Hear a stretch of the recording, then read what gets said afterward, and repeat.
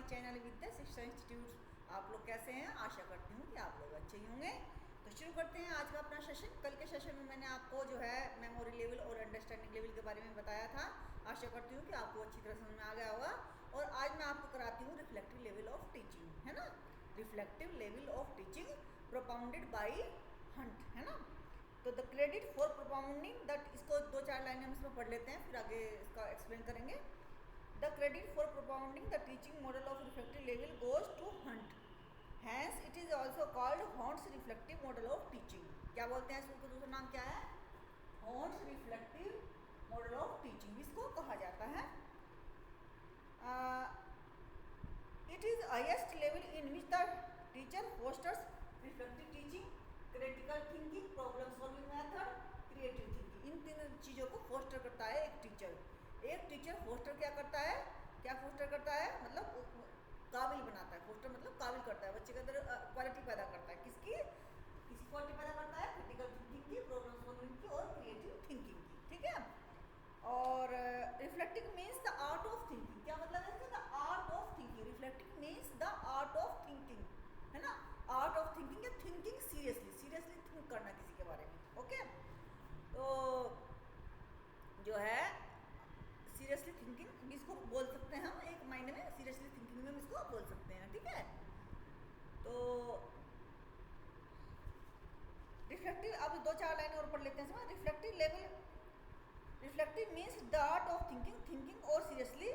So the concept of teaching learning at the reflective level revolves around thinking, that is finding out or paying attention to critical examination of ideas and concept learned, है ना। Critical ideas of examination, क्या मतलब? Critical examination of ideas, यानी कि हम जो हमारे जो विचार है, हमारे जो कॉन्सेप्ट है, हमको क्रिटिकल तरीके से उसको सोचते हैं हम, किसमें?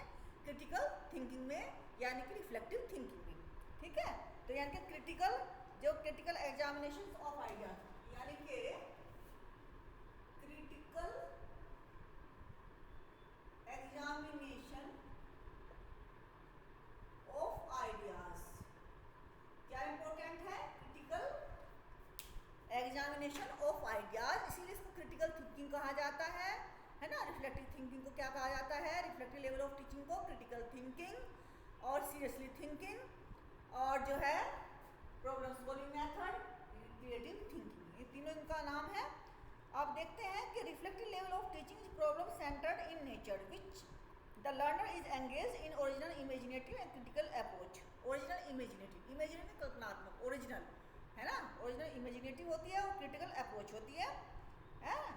The learner examines facts and generalisation and seeks out new knowledge. Learner क्या करते हैं? Examine new facts. क्या करते हैं? न्यू फैक्ट को एग्जामिन करते हैं। एग्जामिन क्या करता है? एग्जामिन न्यू फैक्ट्स, नए फैक्ट्स को एग्जामिन करते हैं। न्यू फैक्ट्स उनको एग्जामिन करते हैं, न्यू फैक्ट्स को, क्यों, क्या सही होना चाहिए, मतलब एनालिसिस करते हैं उस चीज का, ठीक है।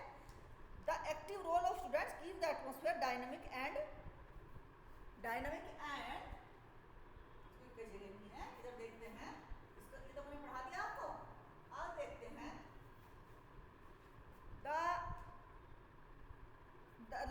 the active role of students keep the atmosphere, the active role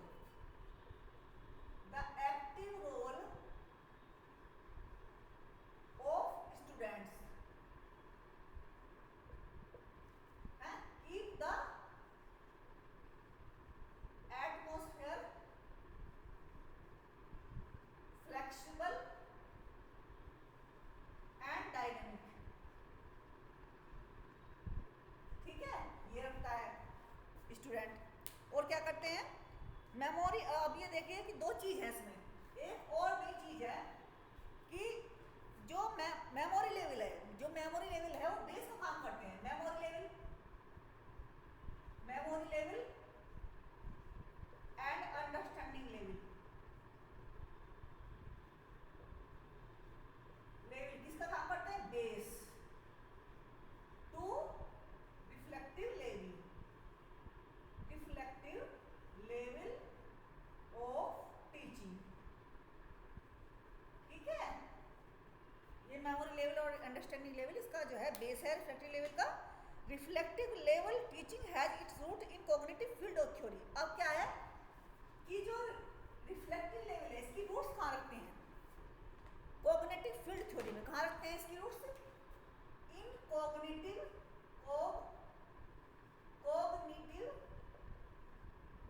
field theory क्या है इसकी? रूट्स है, roots in its in cognitive field theory. Roots जो है इसकी रिफ्लेक्टिव लेवल ऑफ टीचिंग की जो रूट्स हैं वो कहाँ, जड़ें कहाँ जमाई हुई हैं? वो जमाई हुई हैं इन कॉग्निटिव फील्ड थ्योरी। कॉग्निशन जानते हो ना, संज्ञानात्मक कॉग्निटिव फील्ड थ्योरी में। And it is called goal insight theory. अब इसको एक नाम और है इसका, इनसाइट थ्योरी, है ना? इनसाइट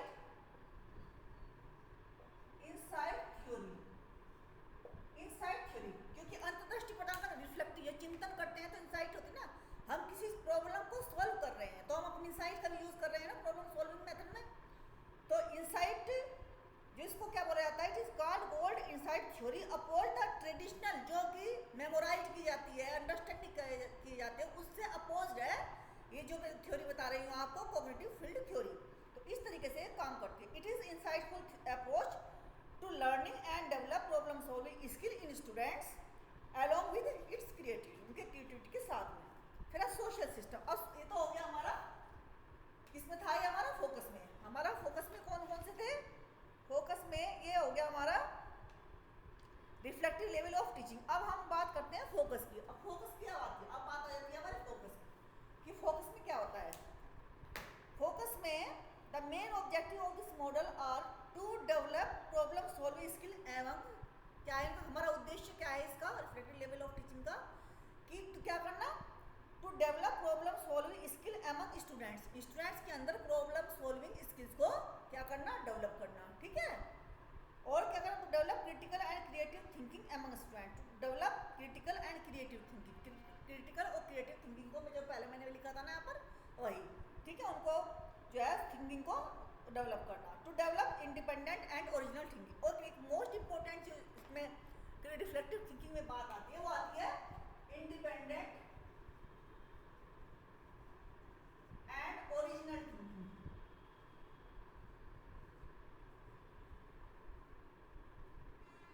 ठीक है, ये भी करता है, क्या करता है, independent and original thinking, innovative, नया innovative thinking.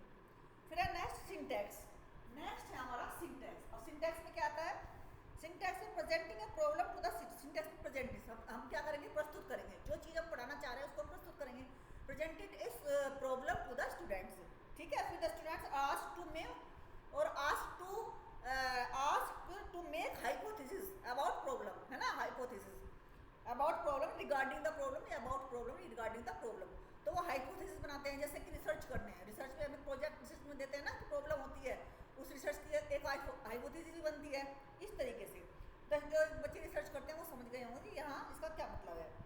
The students collect and, students क्या करते हैं, उससे संबंधित जो उससे संदर्भित जितने भी डेटाज होते हैं वो सारे इकट्ठे करते हैं, कलेक्ट करते हैं, एनालाइज करते हैं। फिर उसके बाद में द हाइपोथेसिस टेस्ट की जाती है और फिर जनरलाइजेशन की जाती है ना। And decisions are drawn, generalisation का मतलब decisions are drawn. Thus the students develop original idea, इस तरीके से ओरिजिनल आइडिया डेवलप करता है। सोशल सिस्टम, अब आगे बात सोशल सिस्टम की। सोशल सिस्टम क्या है, social system the teacher must encourage the student to collect, encourage कर। सपोर्ट सिस्टम में क्या, सोशल सिस्टम में क्या करता है, the teacher should be tactful and should present the problematic situation in such a man that sprout curiosity in student to learn and solve it. Support इसमें क्या करते हैं, सोशल सिस्टम में जो टीचर है वो बच्चों को एनकरेज करता है, किसके लिए क्या एनकरेज करता है, जिससे कि उनकी जो अंदर क्यूरियोसिटी है उसको स्प्राउट कर सकें, उसको मतलब उसके अंदर पैदा कर सकें क्यूरियोसिटी को, to learn new things, to learn new things and solve, है ना, इन सबको जो है उनको स्पोर्ट्स करना, प्रोबेबिलिटी सिचुएशन प्रदान करके उनको, ठीक है। फिर नेक्स्ट है the step is more learner consent. अब इसमें क्या है कि टीचर सेंट्रिक नहीं, ये अधिकतर लर्नर सेंट्रिक, क्योंकि देखा होगा आपने जो रिसर्च करते हैं तो बच्चे अपने आप ही बुक रिव्यू करते हैं, लिटरेचर रिव्यू करते हैं, डाटा कलेक्शन करने के लिए कहीं जहाँ जाना हो तो अकेले जाते हैं, दो रिसर्चर भी जाते हैं अकेले, साथ में उनका जो है गाइड नहीं जाता है, ठीक है। इस तरीके से उनका जो है लर्नर सेंट्रिक है। The self motivation and level of aspiration in students matter a lot of this level. और बच्चों को सेल्फ मोटिवेट ज़्यादा रहते हैं बच्चों, क्योंकि वहाँ मोटिवेट करने के लिए कोई नहीं होता है, वहाँ पर टीचर्स मोटिवेट करने के लिए नहीं होते, बच्चे स्वयं प्रॉब्लम की जो सोल्यूशन निकालते हैं, हाइपोथेसिस करते हैं और उससे संबंधित डाटा इकट्ठा करते हैं, तो वहाँ कोई नहीं होता है, वो सेल्फ मोटिवेशन उनका रहता है। The teaching learning environment is democratic, और जो है वहाँ पर किसी का कोई अधिनायक तो नहीं, तुम ऐसे करो नहीं ऐसे करो, सर्च करनी है तो इन्हें ये डाटा लो, सर्च करनी है तो ये टूल्स यूज़ करो, वहाँ कोई बताने वाला नहीं होता। जैसी प्रॉब्लम होती है उसके अकॉर्डिंग ही डाटा उसके अकॉर्डिंग ही सारी जो है सर्च चलती है, डाटा कलेक्ट करते हैं, टूल्स को भी सिलेक्शन करते हैं, टूल्स सिलेक्शन करते हैं, डाटा कलेक्ट करते हैं, स्टेटिक्स लगाते हैं, उसके अकॉर्डिंग ही सारा कुछ करते हैं, ठीक है।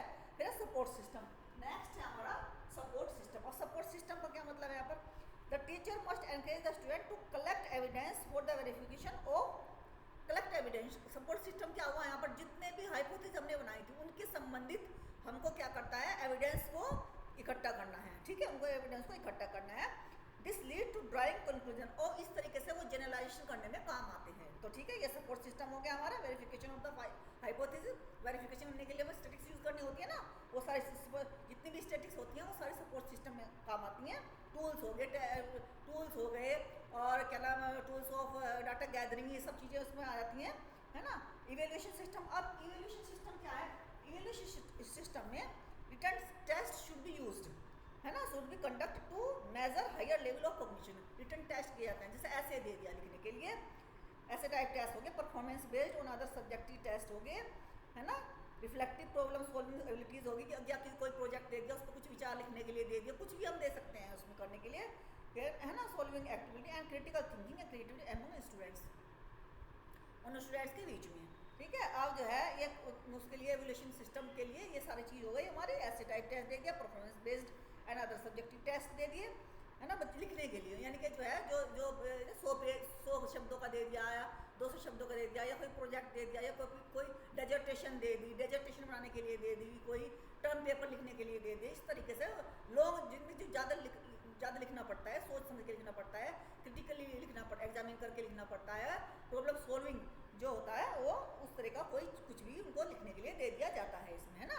मोस्टली तो रिसर्च का ही रिफ्लेक्टिव लेवल ऑफ थिंकिंग में रिसर्च का ही जो है वो दिया जाता है, रिसर्च को ही यूज़ किया जाता है इसमें, रिसर्च को ही एक हो गया।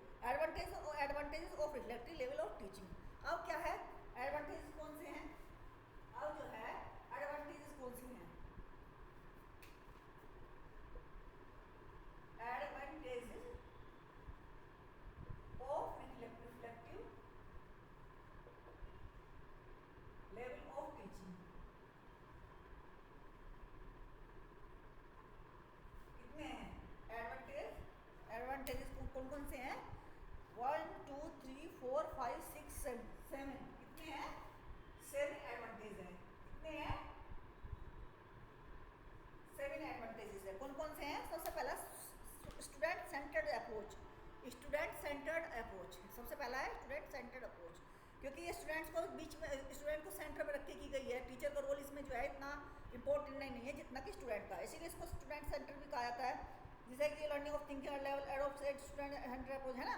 Development of higher cognitive ability, higher जैसे कि कॉग्निटिव ज़्यादा है उसका यूज, क्या यूज़ करते हैं, independent thinking, original innovative thinking, इनका यूज़ किया जाता है। इस तरीके से हायर कॉग्निटिव एबिलिटीज़ का इसमें यूज होता है, क्योंकि प्रॉब्लम को सोचते हैं ना, वो क्रिटिकल, क्रिएटिव, है ना, इनोवेटिव, ओरिजिनल थिंकिंग, इनका क्रिटिकल थिंकिंग इनका यूज़ किया जाता है। प्रॉब्लम सॉल्विंग है, इनको प्रॉब्लम दी जाती है स्टूडेंट्स को कि इसको आप इसकी हाइपोथेसिस बनाइए और इसको सोल्व कीजिए प्रॉब्लम को। रिसर्च में प्रॉब्लम बनाए को चुना जाता है ना, प्रॉब्लम के बाद हाइपोथेसिस बनाई जाती है, उसके लिए सारे डाटा वगैरह इकट्ठा किए जाते हैं, टूल्स यूज़ किए जाते हैं, तो इस तरीके से प्रॉब्लम सॉल्विंग होती है, ठीक है। और maximum flexibility and freedom, maximum flexibility और फ्रीडम का मतलब ये है कि स्टूडेंट्स, टीचर को ज़्यादा इसमें इंटरफेयर करने की आवश्यकता नहीं होती और स्टूडेंट को भी इंटरफेयर करने की ज़्यादा जरूरत नहीं होती है इसमें, है ना। और जो है decision of methods and procedures organisation arrangement, जो जितने भी डिसीजन लिए जाते हैं स्टूडेंट ही लेते हैं, जो लर्नर होते हैं वो लेते हैं इसमें। Development of higher order thinking, और development of higher order thinking इसका most important reflective level of teaching का है कि development of higher order thinking skills, teaching learning of thinking level beside providing the understanding of aspects, principles, rules, acts, concept and generalization, also develop those higher abilities in the student which are capable of explore, जो इनके जो मैंने बताई थी quality practice critical बताई थी मैं बताई थी ना कि जो various facts principles rules acts concepts generalisation इनके इनके अलावा भी बहुत सारी चीज़ें हैं जो डेवलप होती हैं हायर ऑर्डर थिंकिंग में। वो है जैसे कि एक्सप्लोरिंग नया खोजना और नए रिलेशनशिप क्या करना, नए रिलेशनशिप बनाना, ठीक है, हेल्प करना developing new approaches to problem solving. नए जैसे सिद्धांत बनते हैं ना, नए सिद्धांत नए नियम नए अप्रोचेज टू प्रॉब्लम सॉल्विंग, उस प्रॉब्लम सॉल्विंग की तरफ। तो एक्सप्लोरिंग ओरिएंटेशन के प्रॉब्लम सेंटर्ड है। जब प्रॉब्लम है तो अगर प्रॉब्लम है तो उसके बारे में एक्सप्लोर क्या करेंगे, उसका हल, सॉल्यूशन, प्रॉब्लम का हल, सॉल्यूशन। तो उसमें क्या है, एक्सप्लोर करना पड़ता है, खोजना पड़ता है उसमें। तो ये एक तरह की एक जो है एबिलिटी इनके अंदर डेवलप होती है। ट्रांसफर ऑफ ट्रेनिंग, और इसमें जो है ट्रांसफर, जब बच्चे रिफ्लेक्टिव लेवल ऑफ टीचिंग पर आ जाते हैं, इतने सोचने समझने इतनी अच्छी उनकी थिंकिंग लेवल हो जाता है, हाई ऑर्डर थिंकिंग लेवल हो जाता है, तो वो अपनी नॉलेज, जो उन्होंने नॉलेज गेन की है उसको ट्रांसफर दूसरी जगह ट्रांसफर भी कर सकते हैं। यानी कि एक आइडिया को दूसरी जगह भी आइडिया लगा करके उसका हल निकाल सकते हैं। तो ये इनके अंदर एबिलिटी आ जाती है। Democratic and simulating environment, democratic यानी कि डेमोक्रेटिक जब टीचर उनको नहीं बता रहा है, बच्चे स्वयं से कर रहे हैं, अपने बिल्कुल फ्री है करने के लिए, है ना, उनके ऊपर कोई ऐसा खड़ा हुआ नहीं है कि तुम्हें यही करना है। तो अपने जो है अपनी थॉट से अपनी प्रॉब्लम के अकॉर्डिंग ही वो सारी चीज़ें इकट्ठे कर रहे हैं, सब कुछ कर रहे हैं, डाटा कलेक्शन, प्रॉब्लम सॉल्विंग, जितने भी मेथड्स यूज़ कर रहे हैं सारे अपने हिसाब से कर रहे हैं, अपने प्रॉब्लम के हिसाब से कर रहे हैं। तो जो एटमॉस्फेयर होता है वो स्टिमुलेटिंग होता है। वो भी क्या होता है, स्टिमुलेटिंग होता है। Teaching learning environment of thinking and level making the environment democratic, ठीक है। किस तरह, क्यों, simulating friendly healthy lively, friendly जैसे मतलब फ्रेंडली हेल्दी लाइवली, इस तरह का वातावरण होता है। Such environment encourage self learning and free and fruitful interaction between teacher and students. और जो है क्योंकि आप ज़्यादा अधिकार में तो टीचर नहीं लेता है, लेकिन उनके साथ जो बात जो रेपो होता है टीचर का स्टूडेंट्स का, वो फ्रेंडली होता है, हेल्दी होता है और जो है डेमोक्रेटिक होता है। तो स्टूडेंट्स आज के लिए बस इतना ही। ये हो गई आपकी रिफ्लेक्टिव लेवल ऑफ टीचिंग। कल करेंगे हम एंड्रोगोजी, है ना, जो है कल क्या करेंगे हम, कल हम आपका लेंगे थ्योरी ऑफ एंड्रोगोजी, कल हम पढ़ाएंगे, ठीक है। तब तक के लिए respect your teachers, respect your parents, अपनी सेहत का ख्याल रखिए, यूं ही नेट की तैयारी करते रहिए और अपने जो है क्या नाम ये नेट तैयारी करते रहिए और खुश रहिए। Bye bye.